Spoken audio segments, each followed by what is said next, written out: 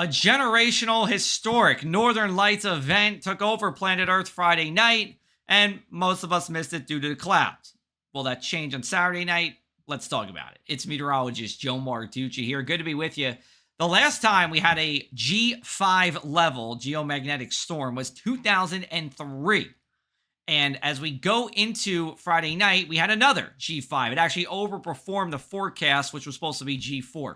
Kyle David did get a photo of the Northern Lights here in Long Beach Township in Ocean County. It was just clear enough and just dark enough to get it, but most of us didn't see it, myself included. I got up at 3:30 in the morning, looked outside.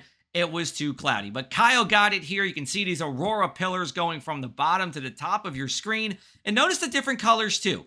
That is what the sun's charged particles are interacting with as it enters the Earth's magnetosphere. Where you see the greens, it's interacting with oxygen. Where you see those purples and blues and even a little bit of pink, that is hydrogen.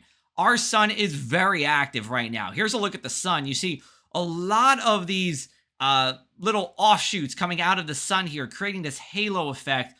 The sun is very active, and that's why we're seeing this Northern Lights activity. Now, this was the extent of the Northern Lights on Friday night. You could go down to South Florida and see it with a long exposure camera or a night mode on your smartphone here. Pretty much all of the United States, except for Hawaii, could see it at least low on the horizon. If you're in the green area, which New Jersey was, as long as it was clear, you could pretty much just look up and see it. And that's exactly what we had on Friday night. But of course, a number of us were too cloudy.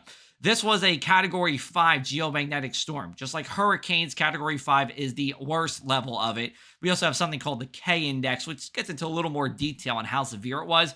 We went to the top of the chart. We were extreme on Friday night. Now, as we go into Saturday night, we still are going to see a strong event. And where you see that orange line, that is where the Northern Lights could be visible, not just low on the horizon, but higher up. I'll show you what happens here with a fuller picture of what you can expect between Friday night to Saturday night. So this was Friday night. This is Saturday night. New Jersey, certainly you could see it low on the northern horizon with some kind of night mode on your smartphone or a long exposure camera. But similar to Friday night, we're going to have cloud cover challenges. This is our Futurecast Saturday at 9 p.m. Cloud cover pretty much everywhere. But if you look closely, you see a few breaks in that action before 1 o'clock. Then after 1, rain comes through with those clouds as well, which shapes up to be a Mother's Day with a few hours of wet weather here. So to recap for you, let's take a look at our Northern Lights notes. Friday night's event, historic and generational. Last time we saw something like this was 2003. As we go into Saturday night, New Jersey, the northern tier of the United States, can see it as long as it is clear enough.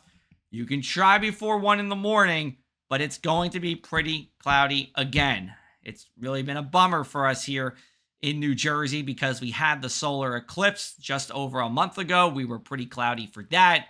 In this one, while I know some of you saw it, not everyone did. Hopefully, the cloud cover will break enough where you can see it. And you can send it to me on social media at JoeMarkWX on your favorite platform for social media. You can check out more from me and our Lee Weather team with our Across the Sky podcast. New episodes come out every Monday wherever you get your podcasts, including this upcoming Monday where we speak with Jennifer Narramore about this really big tornado outbreak we had last week across the country. Find it again wherever you get your podcasts.